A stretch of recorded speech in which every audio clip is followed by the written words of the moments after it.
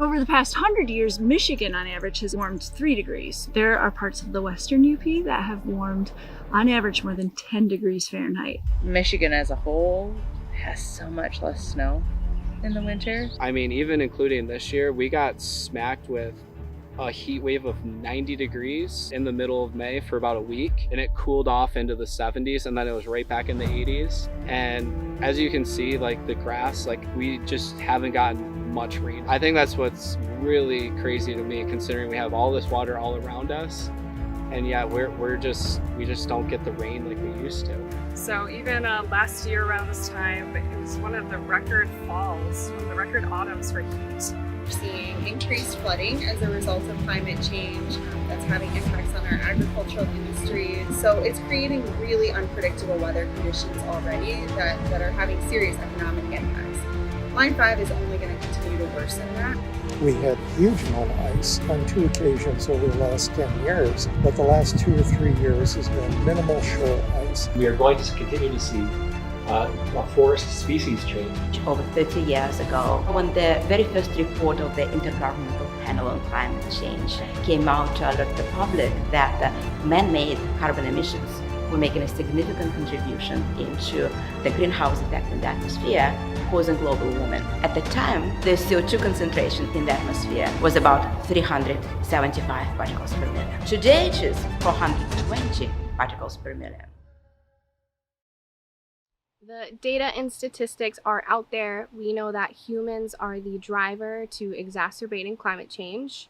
And a lot of the times it is so easy to focus on the doomsday approach, like drought, wildfires, rapidly melting ice sheets. But with climate change education, we can shift that narrative. There are tangible and innovative solutions to climate change, and it's our goal to instill hope and optimism back into the community.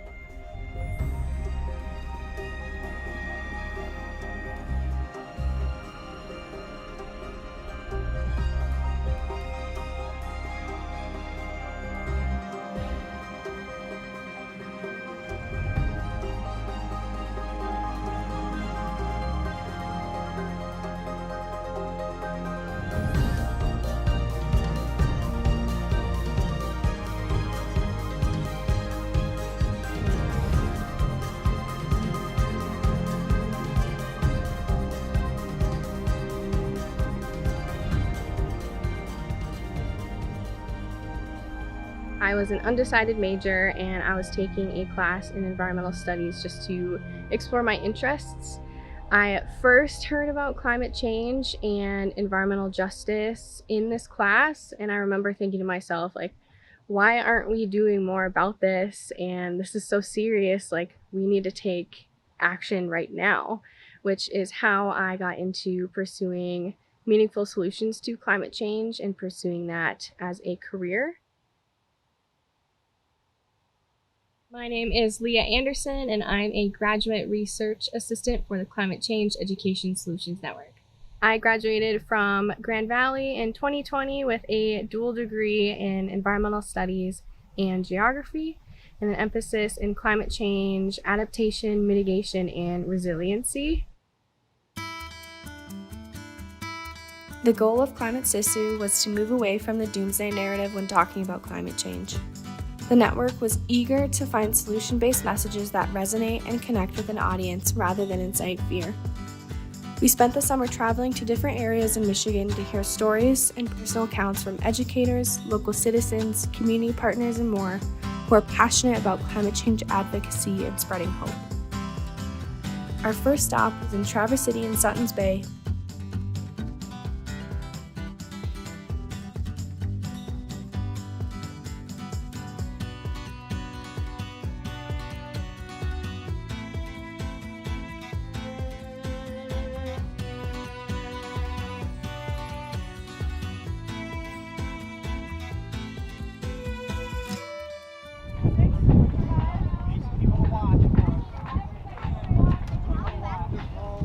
Yeah, so 10 minutes.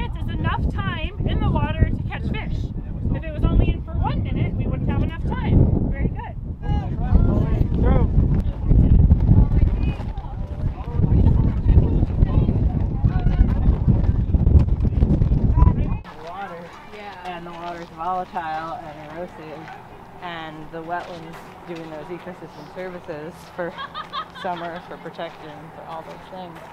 You know, and 80%, I think is the last number I heard, it could be higher by now, is privately owned on all the Great Lakes shorelines. So like, what can we do to minimize stuff when there's no protections? Like I can't make my dad's beach be a wetland because that's not why he purchased that property.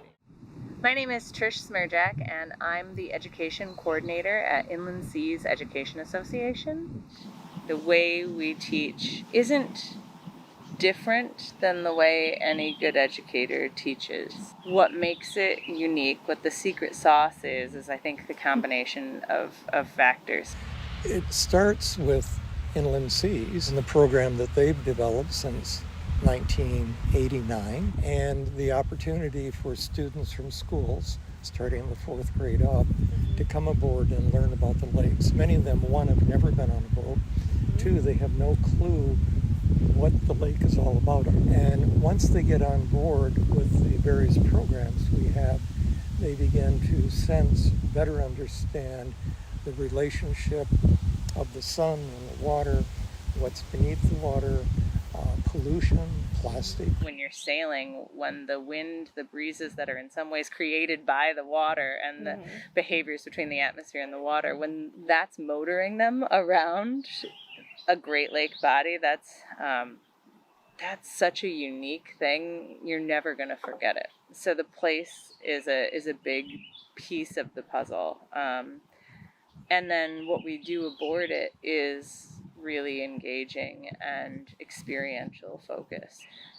To students, the fact that you counted 7 or 8 midge larvae at the end is an afterthought. The fact that they named them, also an afterthought. But the fact that you now know there's creatures in the mud in the bottom of a Great Lake is the piece that sticks with you. And I think the other piece is, I'm not tooting my own horn, but the staff and the volunteers. We have so many volunteers who choose to be part of this program, and they believe so passionately in being part of this, like, stewardship. So we tell every kid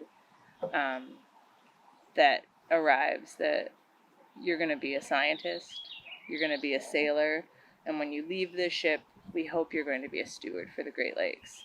And I think that's it, because if it was just the activities themselves, we could do that in the exhibit hall. I could bring it to the classroom. I could do it with 30 kids. The teachers can do it. And when they do, it has meaning, right? It is really, really authentic and really powerful, but it's that like culmination of factors that makes that field trip so meaningful.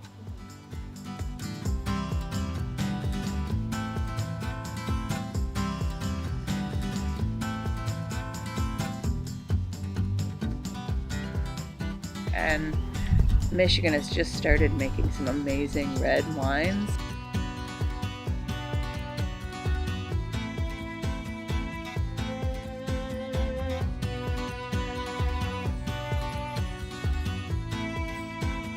There's 2 brothers that own the place, Robert and Ed Bregman. They both went in on this property in 2003.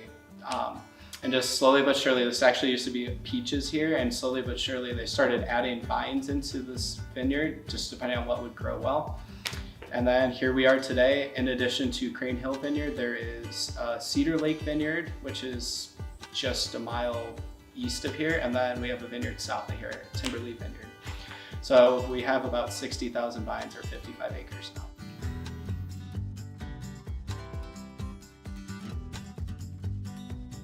My name is Ryan Topke, and I am the assistant winemaker for Bregman Brothers.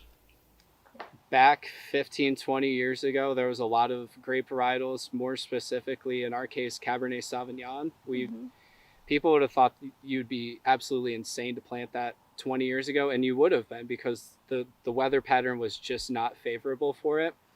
Whereas there was a plot of, planted maybe 5 years ago, just test your vines to see if it would work, and it worked, and doubled down on it. And then we created, I think it was about 7 acres just of Cab Sauv, and that is really going to help us set us apart. Like, that is a red grape that a lot of people know, And it's been cool to see how many different grape varietals are able to grow up here. Sauvignon Blanc was one that somebody planted maybe 15 years ago, and people said they were crazy to plant Sauvignon Blanc, and that just blossomed, and now everybody has Sauvignon Blanc, or at least some sort of form of it now up here. The only issue right now, because we are really in a sweet zone of it is ideal conditions to grow a ton of different vinifera. But the issue that we actually ran into last year is the seasons are longer, which is good because it allows grapes like Cabernet Sauvignon to ripen. However, you need temperature control because especially for reds, there's a cold soak period, which is where you basically just crush the grapes and it's just the juice sitting on grape skins and seeds. And that's for the reds, and that's what gives it the tannins and all the phenolics that you're looking for. And last year, it was when we picked our Pinot Noir, it was still in the 80s, which is ideal conditions for fermentation. And next thing you know, we had a wild ferment on our hands, which as a winemaker, you don't like because you can't control it. We were able to correct it and it all went fine and dandy, but it's one of those things where we're investing in temperature control things so we can control those sort of outside factors of it just being hotter outside. So that, I would say that's really the only negative of it, but everything else has just been a positive. You know, Michigan, we're on the come up, and I think people are really starting to see that Michigan does great wine and it is a viable region.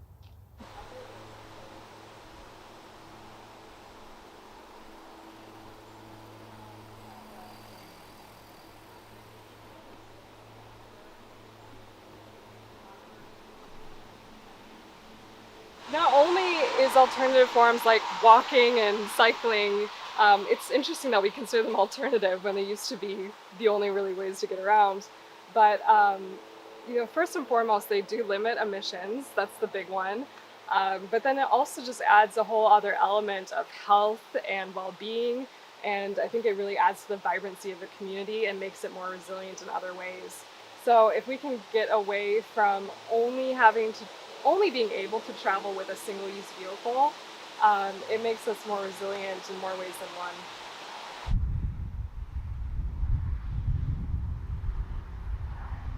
I'm the Transportation Program Manager at Groundworks Center for Resilient Communities.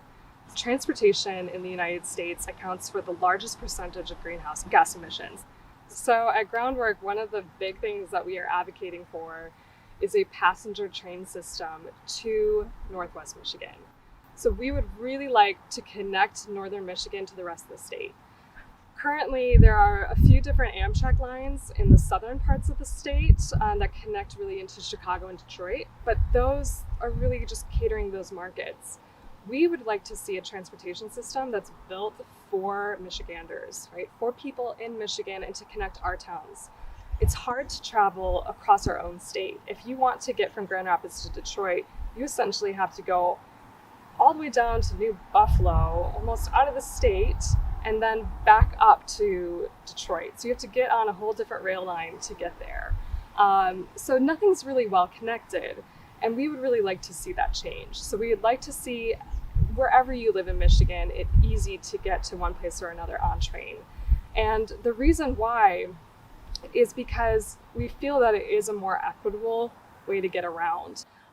When you think about the personal vehicle, not everyone can drive and not everyone can afford to drive. So trains are a really good mode that's more inclusive, I think, of the overall community. And when we also look at trains from an emissions standpoint, like I mentioned before, personal vehicles, especially the large heavy-duty ones, account for the most concentration of greenhouse gases, the types that they emit. From the large vehicles, I think it goes down to aviation after that, then smaller personal vehicles, and then after that, I think you might have buses.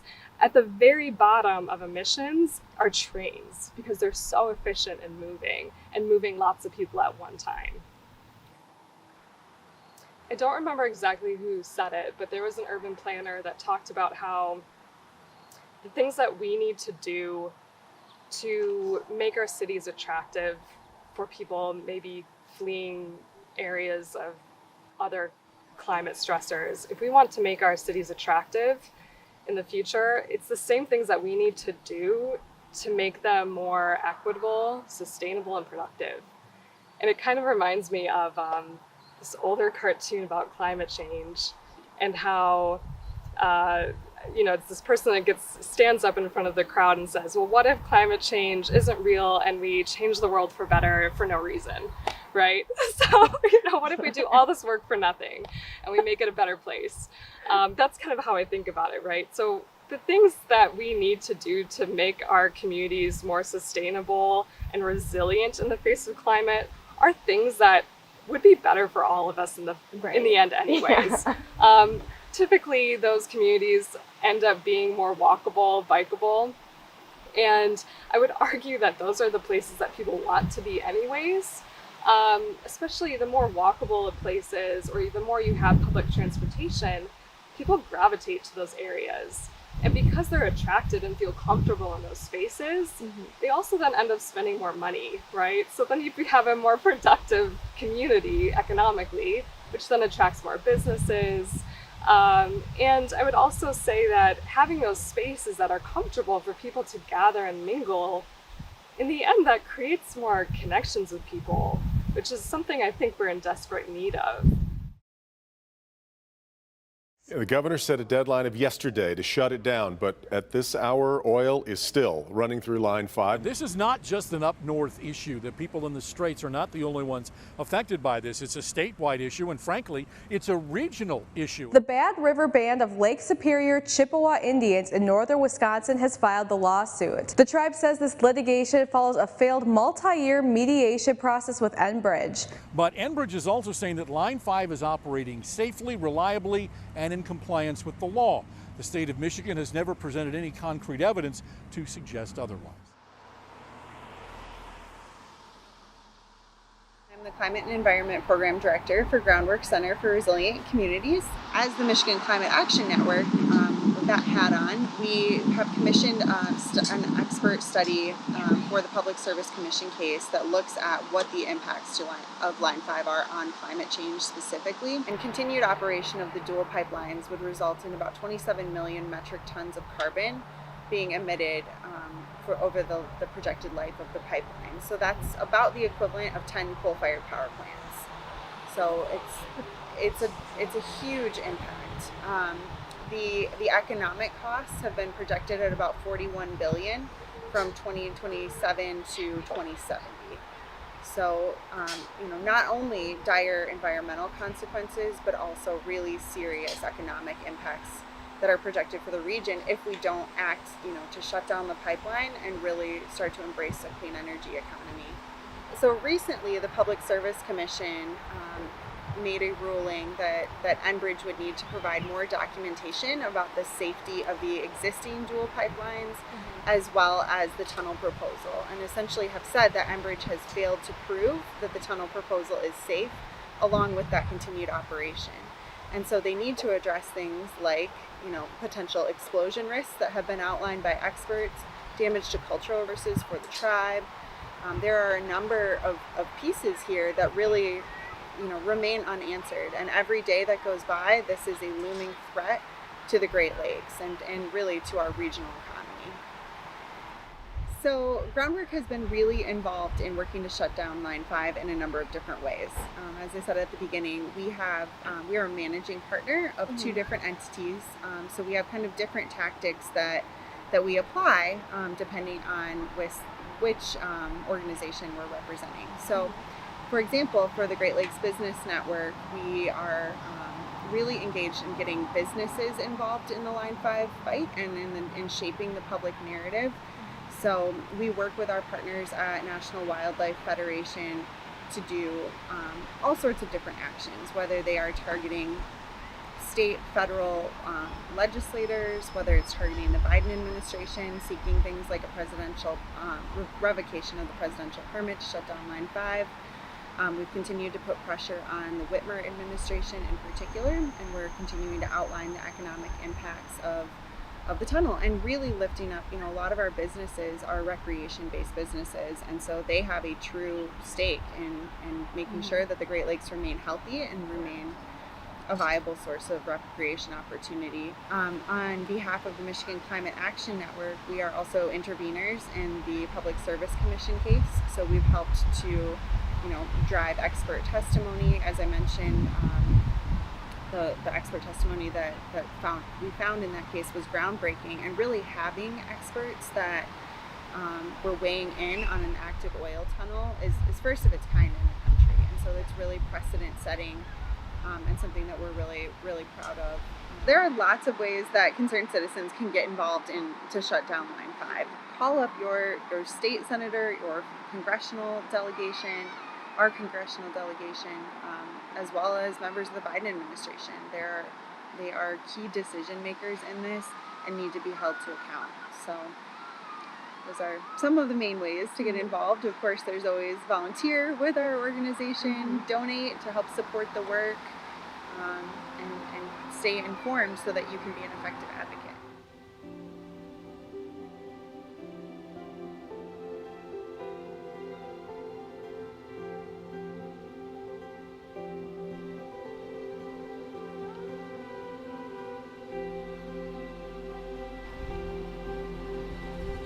You seem very isolated growing up in the UP, but it's actually kind of like a blessing in disguise because you are surrounded by the nature out here. And I think having that accessibility to nature really kind of like grew this deep-rooted love for protecting the environment around me. And I love it so much in the UP that I wanted to take that elsewhere and protect other areas as well.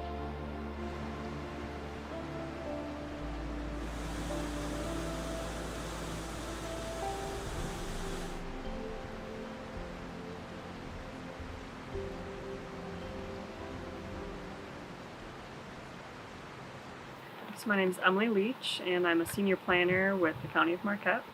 I've been there for 3 years now, and our department is planning, community development, recreation, and forestry.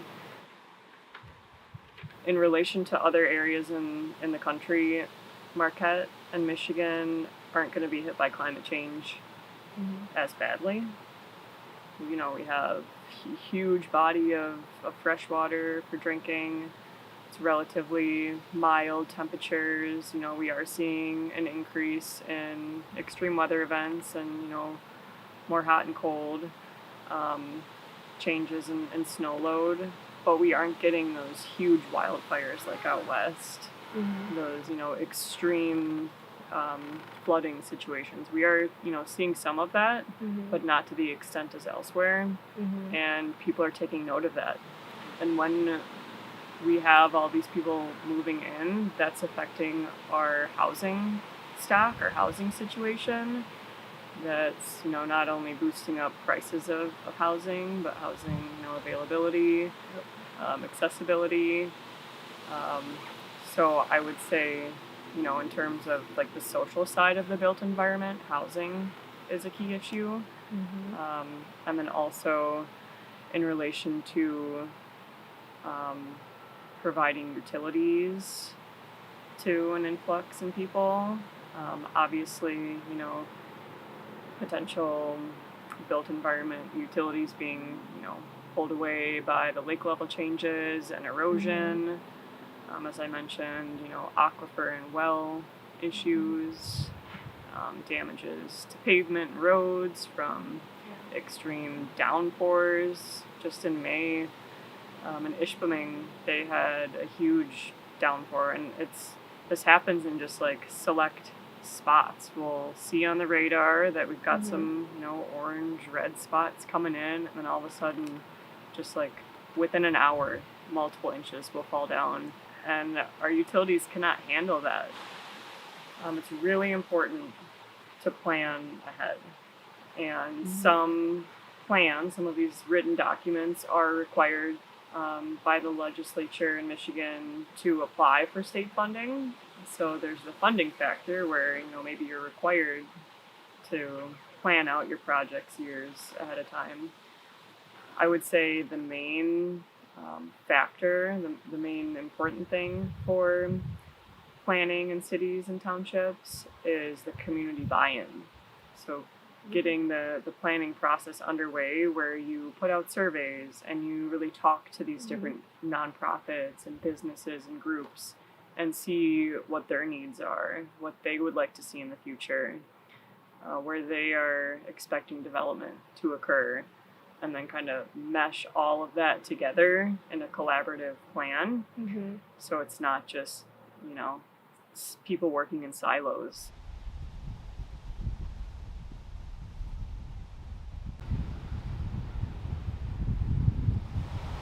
So as our climate changes and we start to see changes in our ecosystem types, people are going to need to adapt and overcome. And that's, as an organization, what we're trying to help foster is an adaptation to what's ahead of us for communities, environments, and people.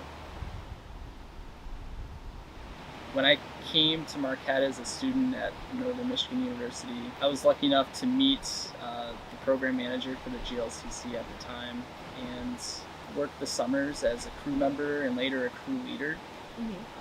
So I got to see and learn firsthand how to do ecosystem or project site restorations and conservation work, and really get my foot in the door of this career field of environmental work.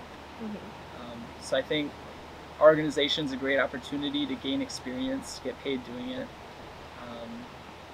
And honestly, I had a blast working the summers, camping almost every weeknight, somewhere new each week. It's just something that I look back on and really appreciate the opportunity that I had. This summer we had 8 crews and almost 40 seasonal staff that worked in all 15 counties of the Upper Peninsula doing conservation, restoration, and recreation work. So in less than a decade, our crews have built and maintained over 300 miles of trail. We planted over 80,000 trees, more than 250,000 plugs of native wildflowers, and improved habitat in 2,500 acres of the Upper Peninsula. So over the years, it starts to add up. Yeah.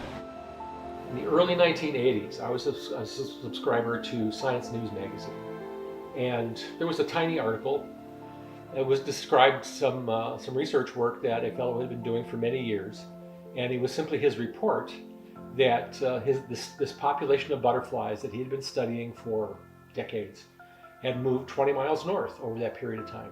And I was a systems guy at the time, and still am, and it caused me to think, well, why would a population of butterflies move?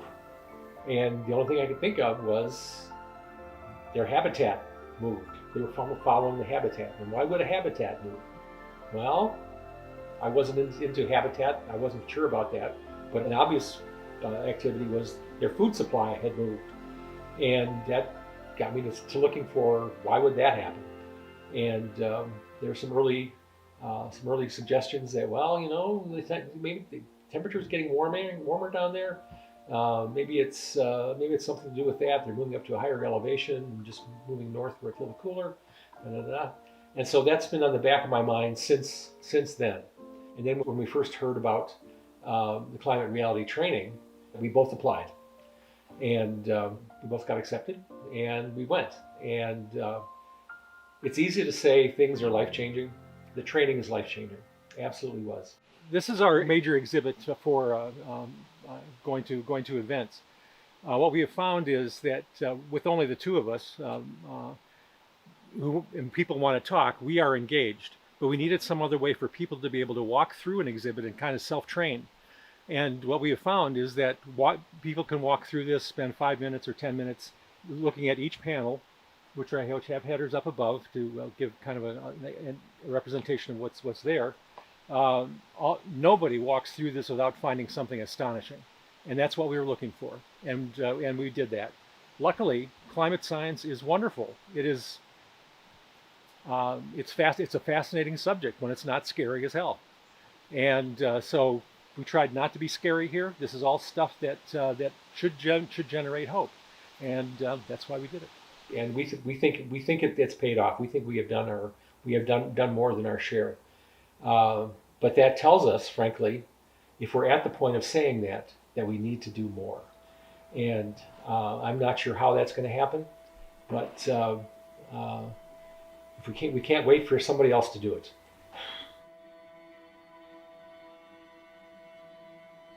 I tried to point out that big employers want to go where there is green energy, and they want to go there because young graduates are looking to work for employers who use green energy. All the big employers, all the big high-end employers understand that there's a new class of people that are looking for work, and they want to work in a green environment.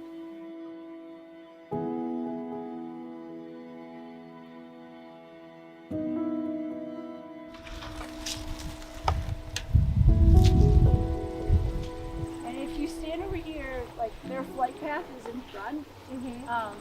You can almost smell the honey in the boxes, and you can hear the energy, hear the buzzing. I took a beekeeping class at Did Grand you Valley. really? Awesome. Yeah, so we got to like take it out and everything. Yeah. That was really cool. I'm Jess Thompson. I teach in the College of Business. My specialty is sustainable business and climate change communication. My training really was in environmental conflict resolution and science communication, and I've been able to use that in different areas. I've taught in a College of Engineering, a College of Arts and Sciences, a College of Natural Resources, but I will say it has been really rewarding teaching in a College of Business, where I'm not just preaching to the choir, but I'm actually seeing students who take these ideas out into the real world and make them part of their business plan, or take them to their employers and say, hey, where's our sustainability agenda? What is our priority? And so seeing that and how quickly business can be a force for good has been like really empowering and honestly surprising, because I spent a lot of time doing advocacy and policy and law work. So to be in this space at this point in my career, I'm really jazzed.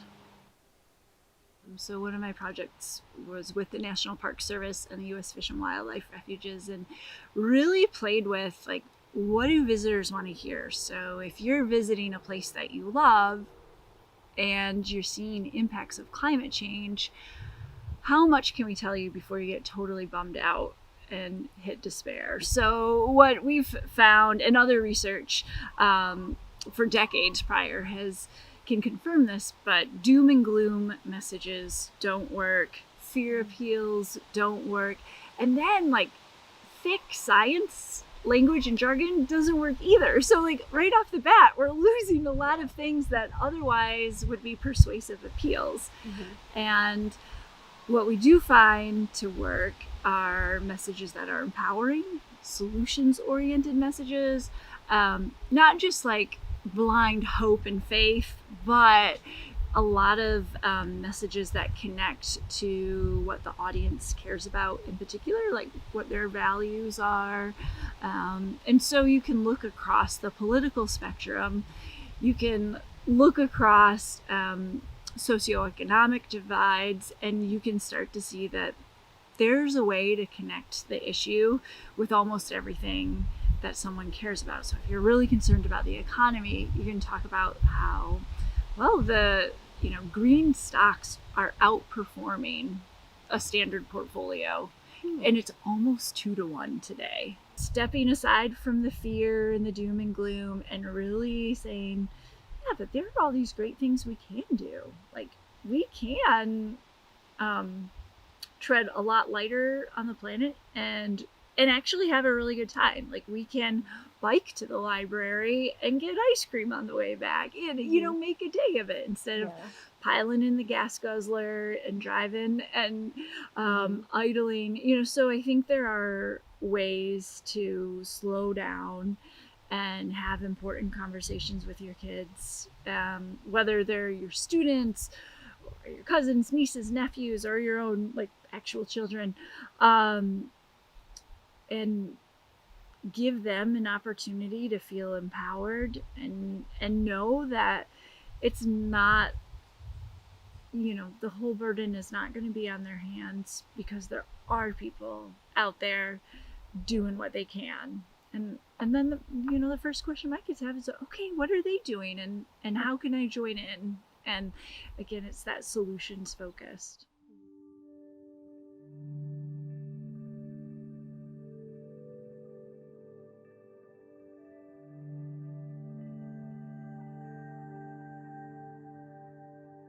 Bonjour. Sego, April Lindela, Nandijna Kasmakanato Dem. Marquette Nandunjba. My name is April Lindela, and I greeted you in Anishinaabe, but I also greeted you in Mohawk. So I'm the adopted daughter of Dorothy Moses Kelly, who was born and raised on the Grand River Six Nations Reserve. And I grew up outside of Detroit, and I came to Northern Michigan University as an undergrad student, but I also fell in love with the Upper Peninsula and Lake Superior. I think because of my love for this place and Lake Superior, but also because of my growing up with a Native mom and going to powwows and attending cultural gatherings and family gatherings, I was also very interested in finding other Native students on campus. So I give you this little bit of historical background to kind of give you an idea that I didn't always live here in this space.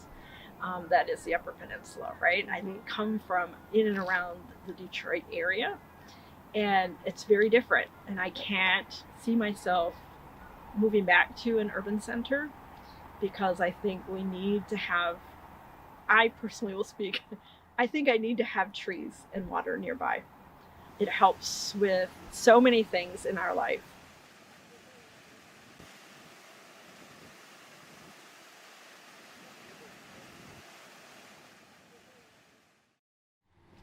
But again, what I was trying to, my thoughts about it were with the sign and with things like this. This is our way to establish visible presence on the campus in the face of other visible markers that we have to navigate around us. So this is our,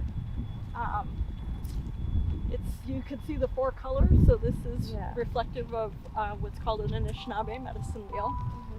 We always start in the east, so that yellow is the beginning. Then we'll go to the south, which is our red. Then we'll go to the west, which is black, and then to the north, which is white. Each one of those colors has a deep meaning. Each one of those directions have a deep meaning.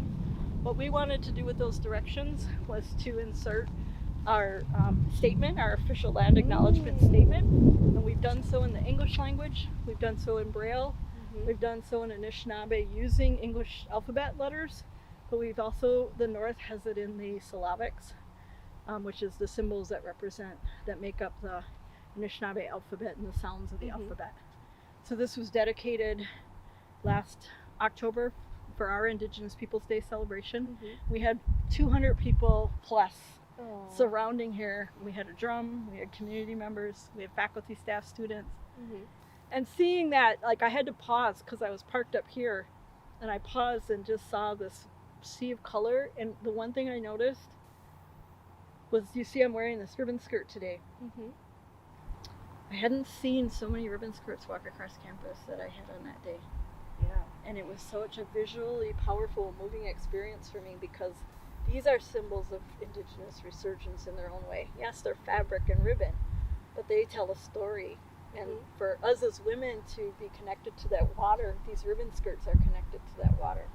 And so being able to see that was very powerful for me. And so when asked about Indigenous wisdom and the connection to climate conversations, Indigenous wisdom and Indigenous worldviews are rooted in values that are connected to the earth. So tribal nations and their languages, Indigenous languages, teach of a worldview that says we are but between the mountain and the ant. And Seneca scholar John Mohawk, that's his saying, and he says that we're in the middle. And you think about the family of ants that work together and how strong they are, but they're itty bitty little beings. And then you think about how we are, but then you think about mountains. How long have the mountains been upon this earth? And some of the native people that I've met believe that rocks and mountains are our eldest teachers. The word in Anishinaabe for teacher is kinomage, but when you translate that, it means earth shows us the way. So the earth is our ultimate teacher. And so I think by understanding and recognizing from that distinct worldview that we're connected to the family of trees, we're connected to the family of birds, we're connected to the family of water beings, we're connected to all the ants and creepy crawlies that grace the face of the earth. When you realize that, there's a sense of humility and a taste of humble pie that comes with that. And so you learn more about the things around you as being in that relationship. What does it mean for a person to go plant wild rice and then harvest wild rice and then eat wild rice and then plant wild rice and harvest? You know what I mean? That's a cycle. Just as we have responsibilities, we have rights, but that's our own construction of what a right is. We have responsibilities to the earth. We have responsibilities to the water. So when you think of indigenous wisdom and indigenous worldviews as a foundation for having a relationship with the earth, then the climate crisis comes into a different lens. Because it's not solely about what do we need to do to save humankind. It's what do we need to do to save creation? What are our responsibilities to creation? That's where I think people have a struggle, is changing their paradigm to seeing the earth as more than a resource. It's the source. The water is not a resource, it is the source. And so because we're connected to those sources of life, we have to protect and stand up for and give voice in our human voices on behalf of those who don't share that human voice. But they themselves have a right to be here as part of this creation just as much, if not more, because they can outlive us than we do.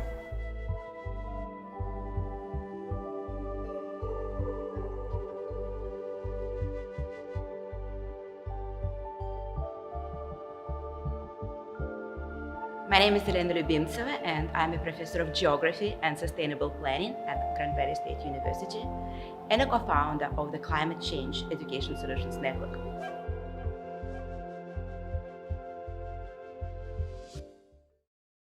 I started conducting research on climate change over 30 years ago when I was a graduate student in 1990.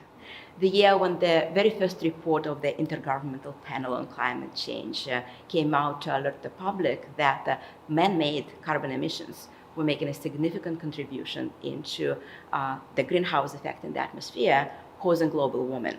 At the time, the CO2 concentration in the atmosphere was about 360 particles per million.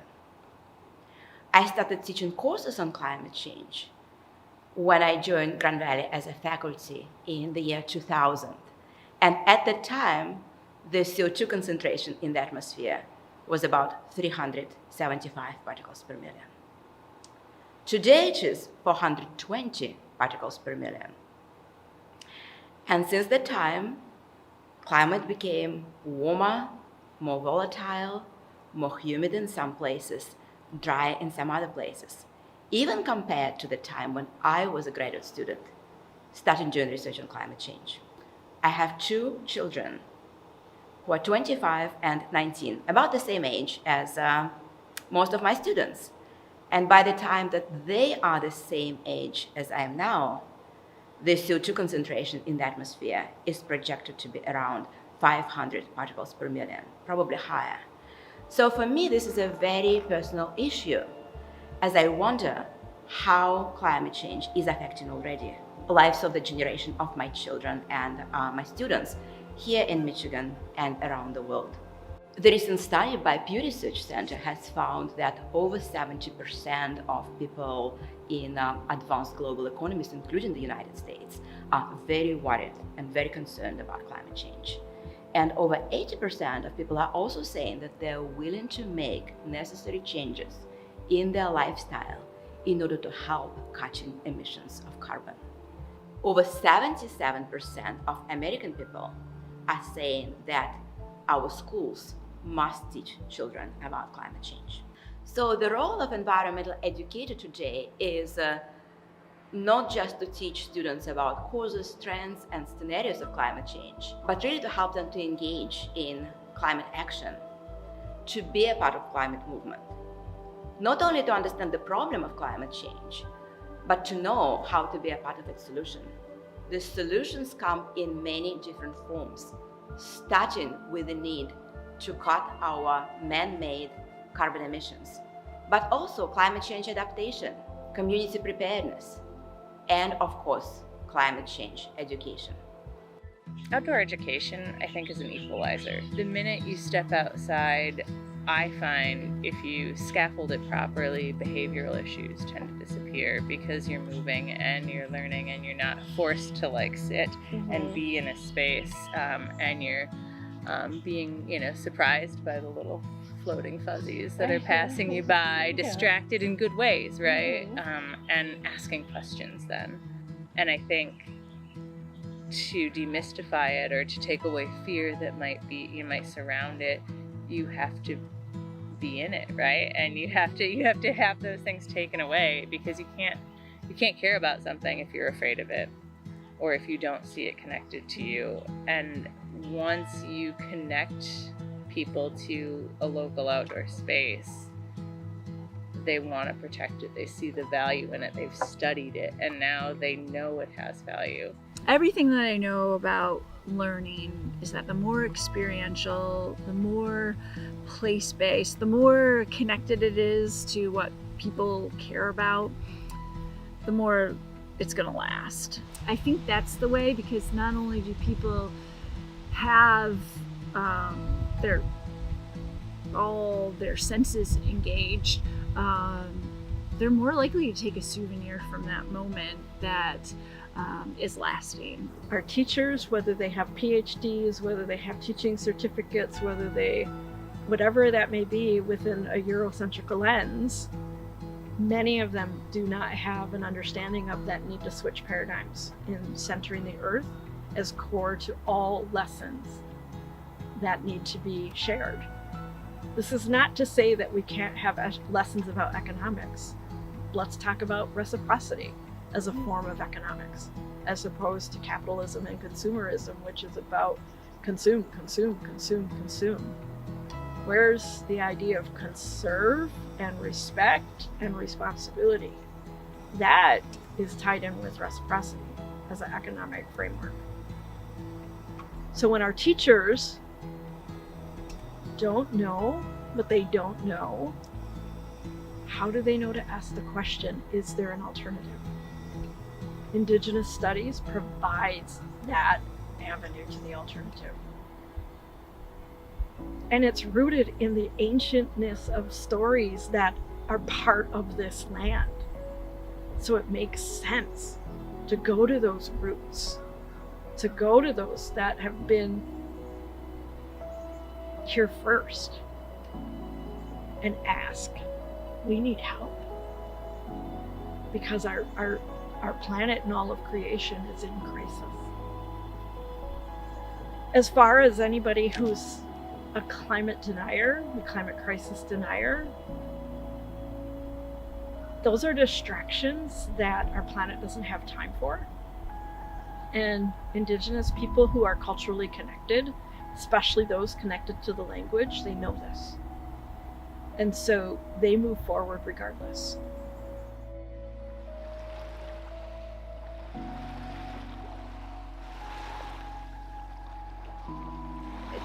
Easy to get caught up in the doom and gloom, but just being a part of this project in itself and hearing about all of the amazing things that people are doing, like professionals, citizens, just like the retired couples, teachers, any other educators, just anyone really who are working so passionately on projects such as this one. It's just really inspiring to see what other people are doing, and it makes it less lonely, I guess, because it's so easy to kind of like be an activist and have all of this on your shoulders and think like, I could do more, I need to do this, or I'm not doing enough.